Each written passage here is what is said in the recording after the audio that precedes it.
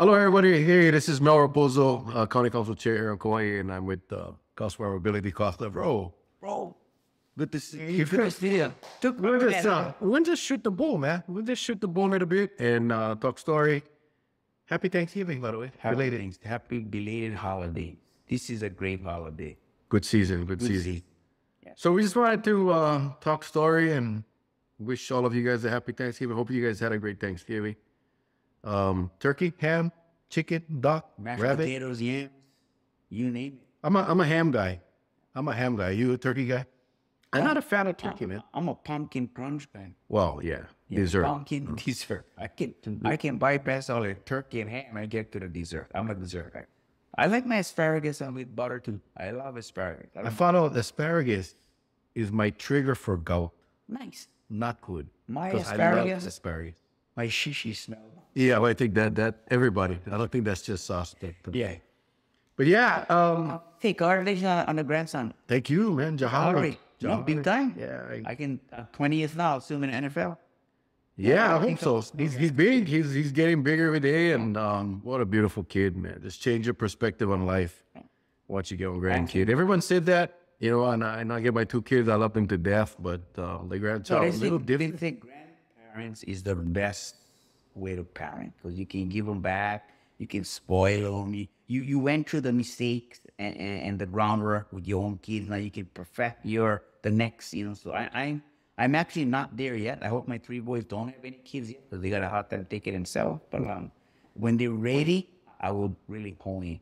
Yeah, you know, unfortunately, and that's a great segue to our discussion. Unfortunately, as you know, and many people know, my kids live in Oregon. My grandson was born in Oregon. Sixth generation here on Kauai, me. There is no seventh generation because they are now Oregonians. And it's a tough pill to swallow, bro. And, you know, we have these discussions almost every day, Billy, you and I. And, you know, we chat about it, we read about it, we hear about it. We hear the sad stories. We talk about people leaving this wonderful place. And it's not because I think they woke up one day and said, oh, I like live in Oregon. I think they woke up one day and said, you know, I want a quality of life where I can enjoy life and not work myself to death. So that's one of the things we see more and more. Our local young families moving out. Family thing, paycheck to paycheck, barely. You know, we talk about homeless, you and I, right? And you're a big advocate for the homeless community, and so am I. But how about the paycheck community that this husband and wife is barely getting by? And I told you I saw some rents, and I can say it was my rental income. My rental are for $1,600. The county does a low income affordable programs for tax break at $2,200 utilities. But these guys are renting homes for $3,500, $4,000, $5,000. $5,000. Like what husband and wife raising two kids can afford a rent like that? Well, they cannot. They cannot. And They get a price. thank you for keeping your rents low, including the utilities, because that is a huge. $300 extra. I mean, so, you know, and a lot of people look to us on the county council. And I, you know, really, I'm sure by now you realize that there's only so much that we can do. And you know, we're going to be working on some real property tax relief measures that's going to really incentivize owners of properties to rent to our local families. Those that are second homeowners, speculators, I have absolutely no sympathy for them. And my plan is to really tax them and hopefully get them to rethink if they want to be a part of this community, if they want to support this community, then they got to help the community. And you help the community by putting families, our local families, in homes. So, you know, we really cannot discuss too much Sunshine Law, but I do want the public to know that we are working on some measures that's going to probably upset some people, but the goal is to create housing opportunity for our local families. Well, Mel, you bring up a really good point. You know, and I'm not always here to agree with you because sometimes your brilliant mind triggers my business mind, and I'm like, hey, Mel, what about that local family who's done everything right, who has a second and third and fourth home because they've done some good investments? We don't want to we don't want to tax them out of their investment. But those same local families that had done well, it's nice if they could do the favor back and rent it at an affordable and make their money slowly instead of trying to make it one gazillion time in the first year while you rent it at $5,000 to traveling nurses or to people that come from the mainly with the job opportunity either at the beach or at the hospital or hotels, everywhere. I mean, and the employee shortage has attracted a lot of people to come work over here. And these people are coming over here and they're some of these job opportunities pay really well and they can afford the $5,000 a month. But every time we do that, and this really is for all the local people out there that may have a second or third property, think about the mission to keep Kauai. Think about the mission to keep our local families here so they don't have to leave. And I'm not saying to donate your house and not able to make any money, but understand, let's try to take care of our local people. I mean, that's what we're raised. We're going to change the demographics here really soon. We're going to change the culture and the traditions of these islands and the communities when you start putting these people from the outside of our state into our housing communities. They weren't raised like us. They didn't raise their kids like us. So all of a sudden now you have a whole other demographic of people. When we grew up, man, I remember the chickens in grow. My neighbor would fight chickens. I mean, my daddy had 10 hunting dogs. And today they tell you, oh, you can't have your dog making noise, your chicken crowing, your cat stay on the fence. I mean, I've been called racist. I've been called a lot of things because you haven't been called a bigot like I have. Oh, I have. Not on the floor, though. On the floor, yeah. I've been known as. But I think people got to understand that we talk about this on the floor often about the plantation camps, the plantation mentality. One of the biggest irritating comments I can hear is when people tell me I got to get rid of the plantation mentality because that's how we were raised. That's my culture. How I could live next to one Filipino, Chinese, Japanese, it doesn't matter. We all were raised.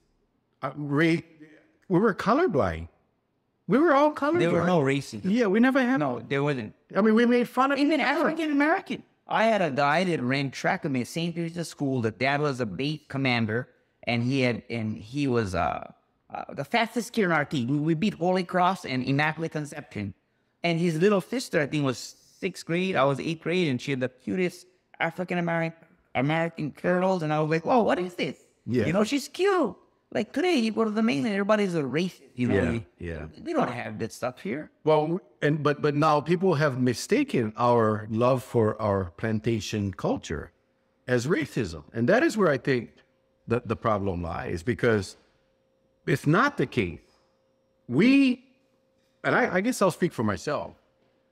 I cherish the culture that I was raised in. I do, and I don't want to see it go away. I would never trade that. My kids are learning now that they're on the mainland and they're half Asian.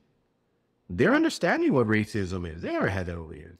So, it's people, I don't want people to think that, because I want to take care of our local families, that I'm racist. I'm not racist. I want to make sure that if our families want to move because they want to move, then God bless them. What I don't want to see is our families having to move because they have to move. And we weren't blessed with lands and all these things. So we really have one house, a very small house, and it's going to be hard to put growing families, in my sons and my daughter's families in our house. So, and for them to live here, they got to work 2 or 3 jobs. The quality of life they don't have. They become the little hamster on the wheel. The little hamster that runs on a wheel, and that wheel never stops. It's the wheel of earning revenue to live in a most expensive area.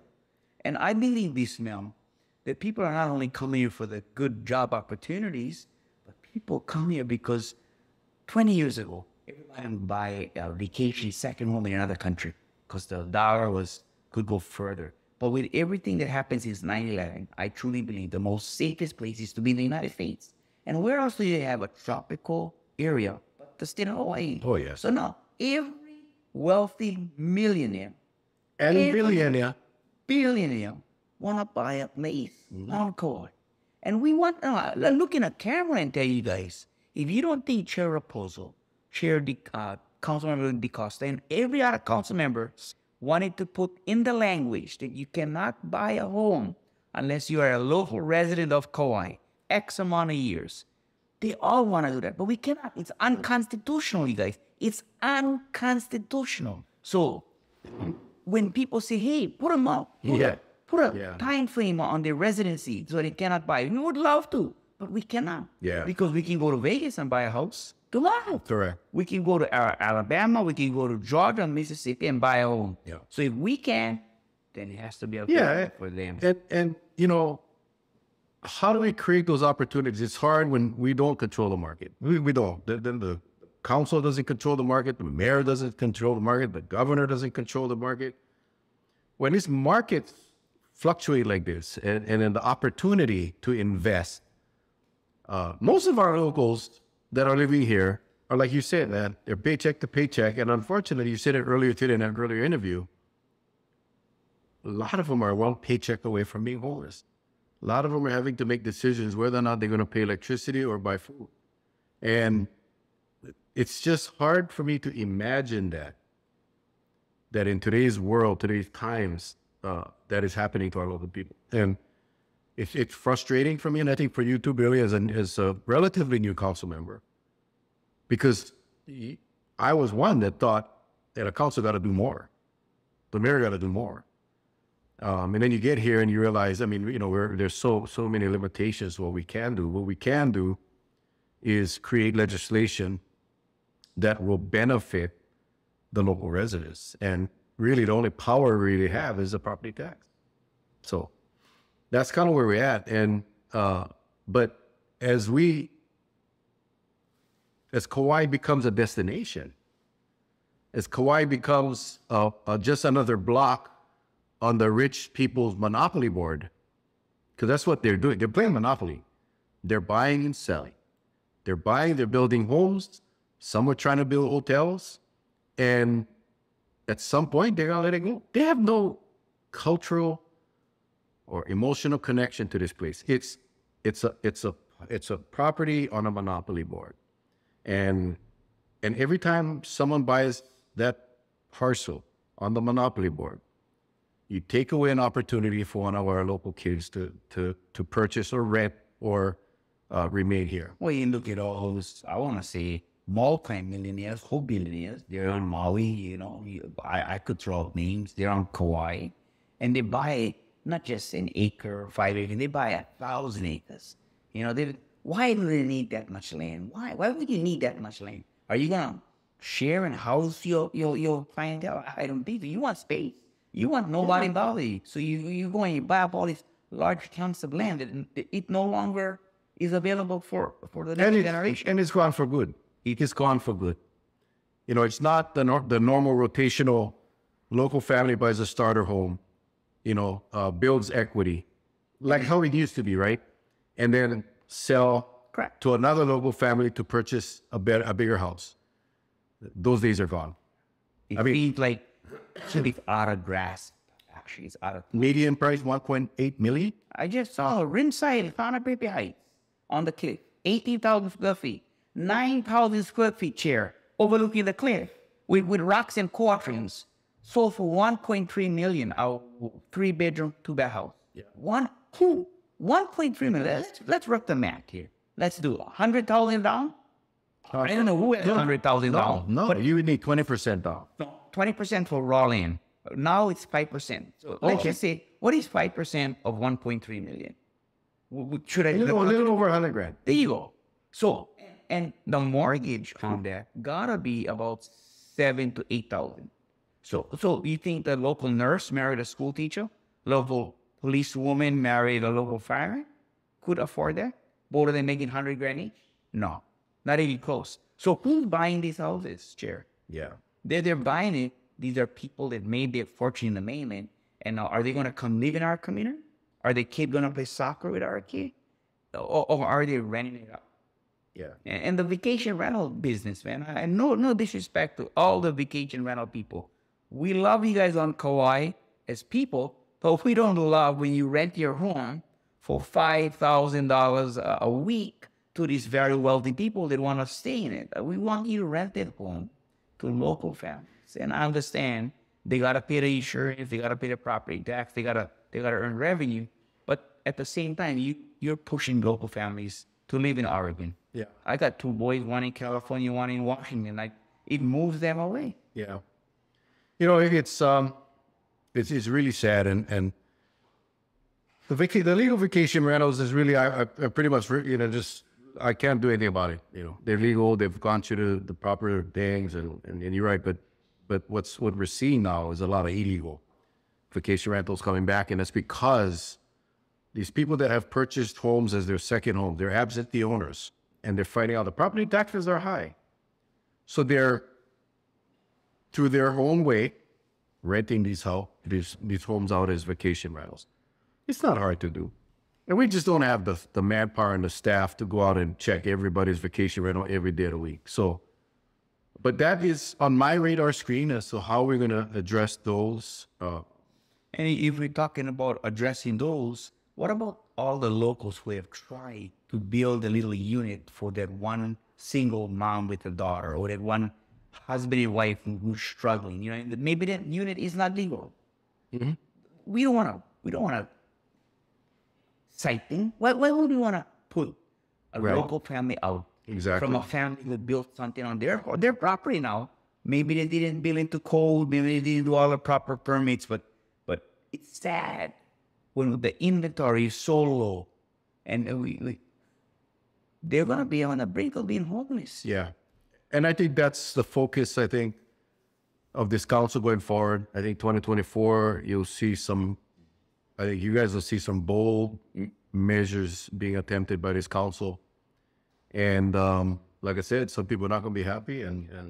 But I think we have to utilize our authority as legislators to do what we can to benefit the local families. And with the one purpose, the main purpose, to keep them here and allow them to live here and raise their families here, because that's what they want. Again, for those that want to leave for opportunity, I encourage my kids, go check it out. Go, not thinking that they would stay, but they did. And well, they probably can provide himself a better way. They each have one job alone. And my son has they can travel and put them. Yeah, they can enjoy life. Right. And they were raised, they grew up seeing mommy and daddy work hard, and daddy had always had more than one job, and mom worked her butt off and had to come home and take care of the house and the kids. They saw that. That's just the way of life. They didn't know anything other than that. So now when they get to the mainland and they find out they can go get one job, and they can buy a house, they can travel, they can go out and eat, buy a nice SUV. Yeah. And still go Disneyland. Yeah. But I want to pick your brain. But we sit here and it seems like you're Batman and I'm Robin. Well, I don't know. Maybe actually me Batman and you Robin. I'm not sure. But anyway. Who's my childhood superhero? Don't let me lose my train of thought, but go ahead and tell me. Shazam. Shazam. You know Shazam? I don't know. The guy used to say Shazam, and he would turn into the superhero. I have one.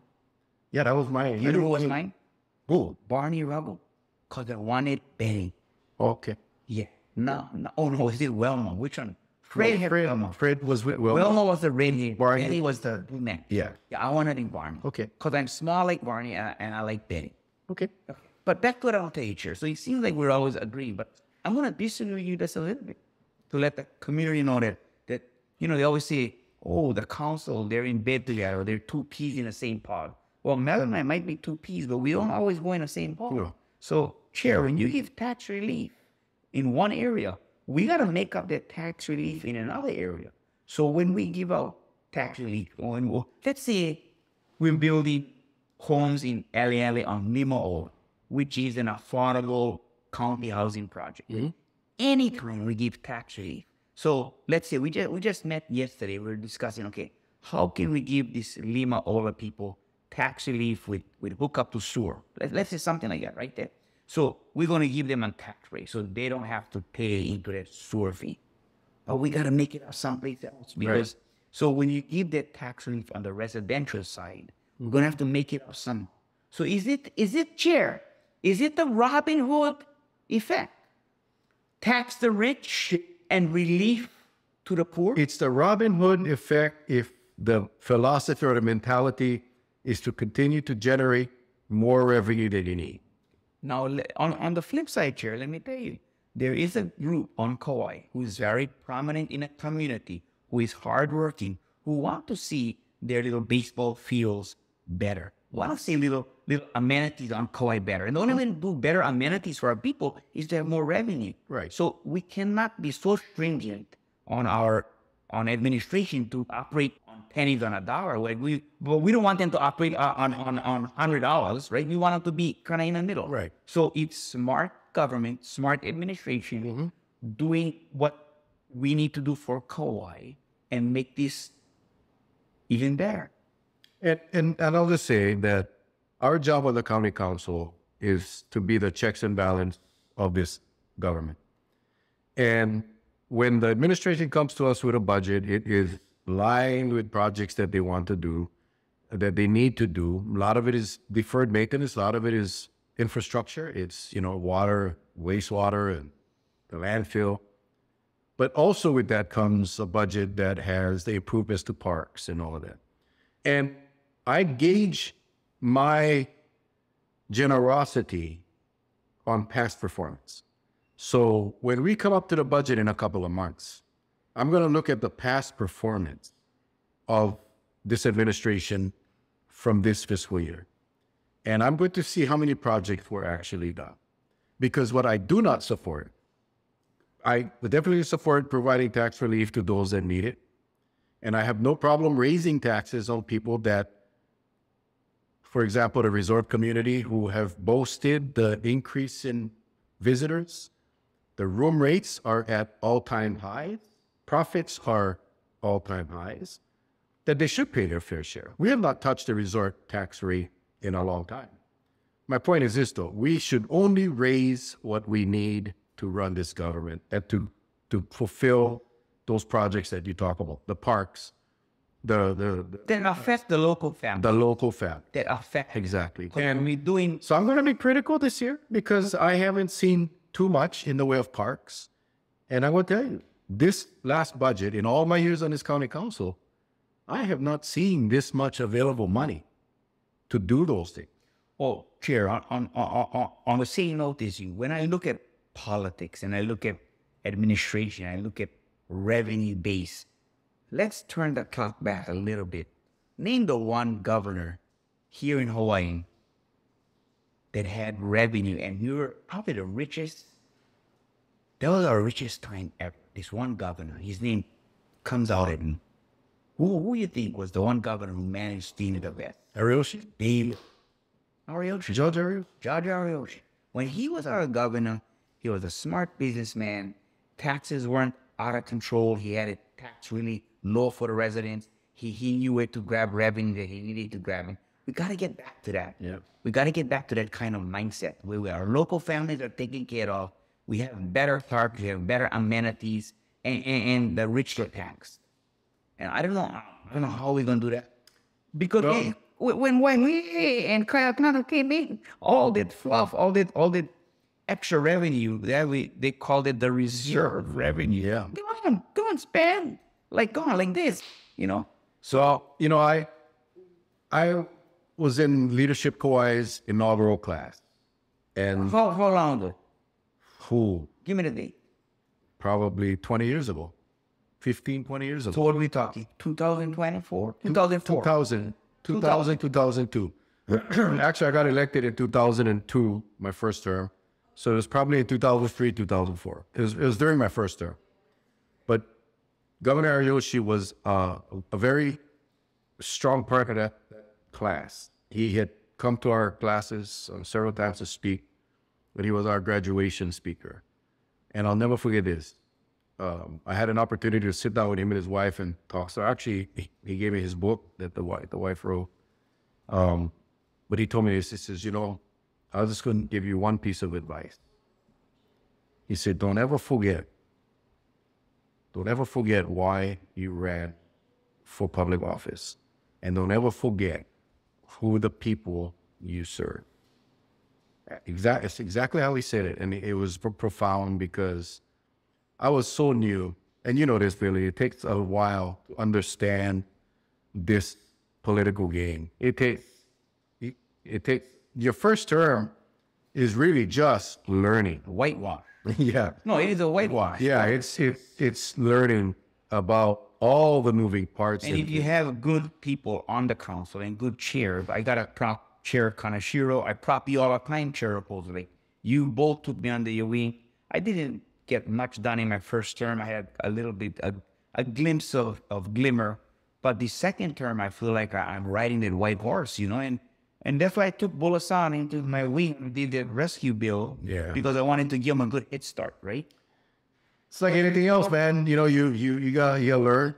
You gotta learn, and a lot of this stuff is learn on your own. There is no book. Well, why would somebody teach you when you're going to run against them in 2 years and you want their seat? But you just learn. I mean, it's like anything else, you know. And like relationship is important. It's all relationship. It is, Chair. Politics is all relationship. It is. Because when you relationship with the community, sometimes they give you a brilliant idea. You relationship with administration, and you can work things to let them see our point, right? Mm-hmm. Maybe they want us to see their point. So it is the relationship. Yeah, right? it's 95% relationship, man, and that's why people struggle in politics, because you know there's so many external forces that pull at our elected officials. You know, Chair, I gotta admit this on camera. In 2004, I think the first time I ran. It was 2 years after you ran, 2002, and I wanted to be. I'm gonna get this out in open. I told my wife, what does that Portuguese guy get that Anamo when he got elected? And I said, I know I can do more for Kauai than he can. I said it to myself, annoyed. And you know, I couldn't do more than you, Mel.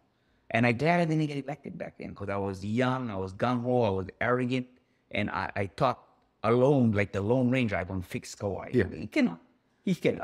I'm glad I lost 4 times. Then now finally in 2020 I got elected, and now I get to work with the guy I idolized. I get to work with you. Oh gosh. How cool. Yeah, you're way too kind. Well, but no, I like your brain, not you look. I'm better working than you. I know that. Very few people get elected on the first run. I didn't get elected. My first time I ran was in 1998. I didn't win. But like you, I wasn't ready. I ran because I thought I could make a difference. I ran because I was not happy with what was going on, but I wasn't ready. And a lot of people run. They're not really engaged in the community. The intentions are all great, but they don't have a good enough pulse of what's happening in our community, that when they show up in front of people or they get to forums or debates or whatever you want to call it, the people can see that. And, you know, so this is the message to all of you that are thinking about running for office is get involved with the community first. Understand the community you live in first. Because it's like a baseball player showing up on a football field thinking that he's going to be able to beat a quarterback because he can throw. And you get in there and you realize this is an entirely different ballgame.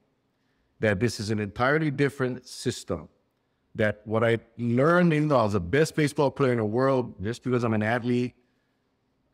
You don't know what you don't know. So my suggestion is, you got to start learning. You got to start knowing. And the only way you can do that is by getting involved in the community on a regular basis. Not just election year, not just whoever runs. So, no, you need to start that years before you decide to.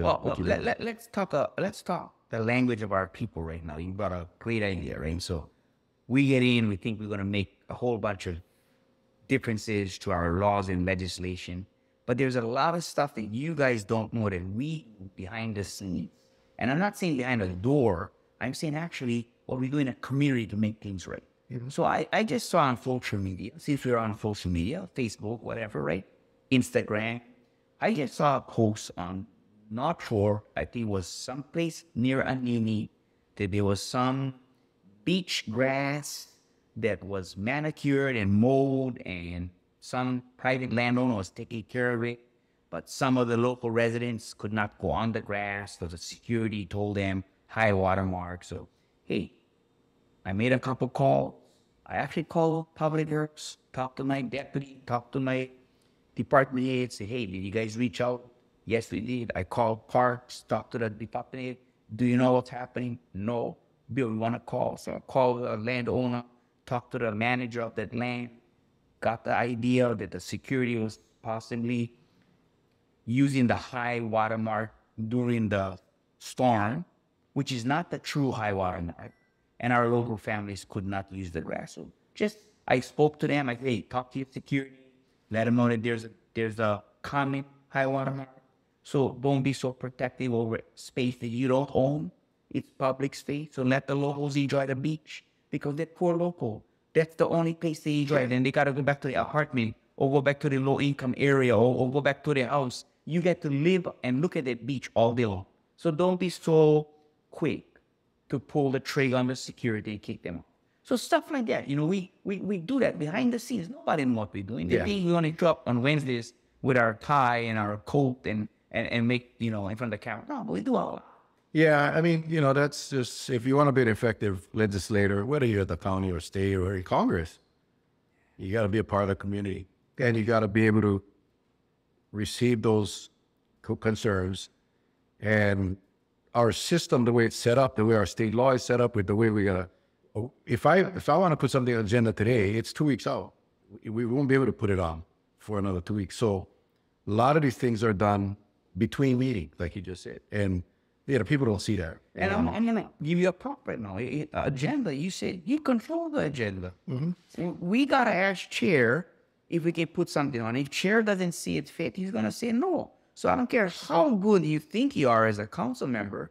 If your ideas, your constructive information that you want to relay to the community is not good enough for the chair who's elected, it doesn't go on the agenda. Right. That's how it's set up. But Billy, my policy is open agendas. I see you.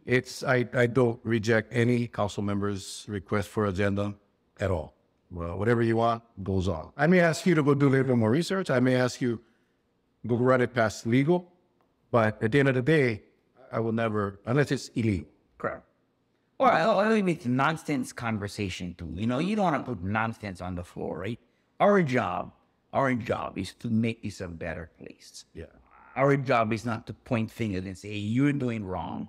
Our job is to work together to help that person that we think is doing wrong to do right. Yeah. Whether it's a private citizen, whether it's a millionaire or billionaire, and Chair, do you know how many parcels of land that you and I, even in our best dream, cannot afford to buy right now? That's for sale.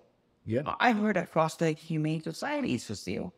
That property was just purchased maybe a year or two ago. Monopoly.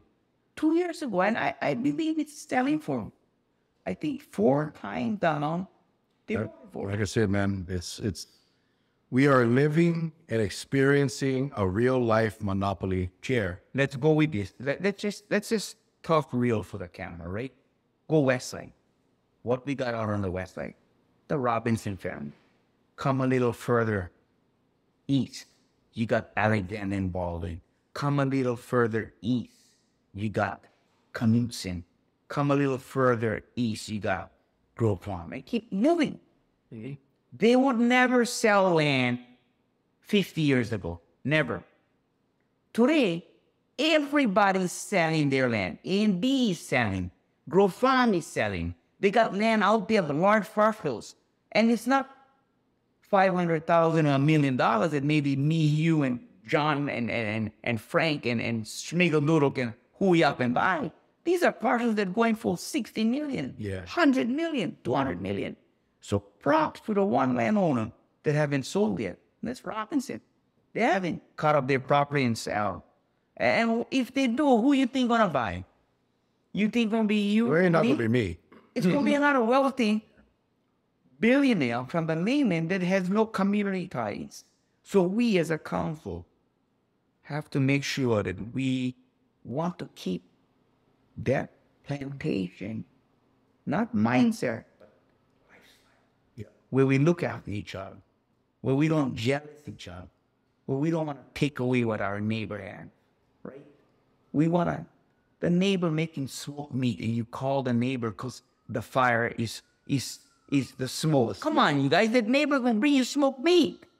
Or you growling because the chicken making noise. The Filipino guy don't fight this chicken, and when he win, he might, bring you something. Or, come on, man. We're losing on ourselves. We are. We're losing. We're losing.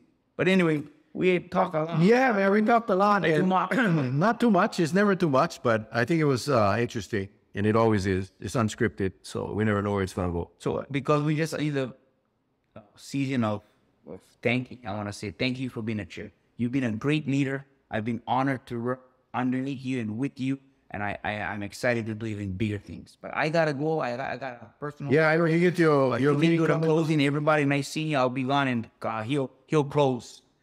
All right, Randy, you guys all, thank you very much for joining us again. We'll be doing this quite often, and just kind of sharing what's in our heart. So hope you guys had a great Thanksgiving, and looking forward to our holiday season coming up. I am going to be going to spend Christmas with my kids and my new grandchild. I wish you all a Merry Christmas and an amazing New Year. Aloha, you guys. Take care. God bless.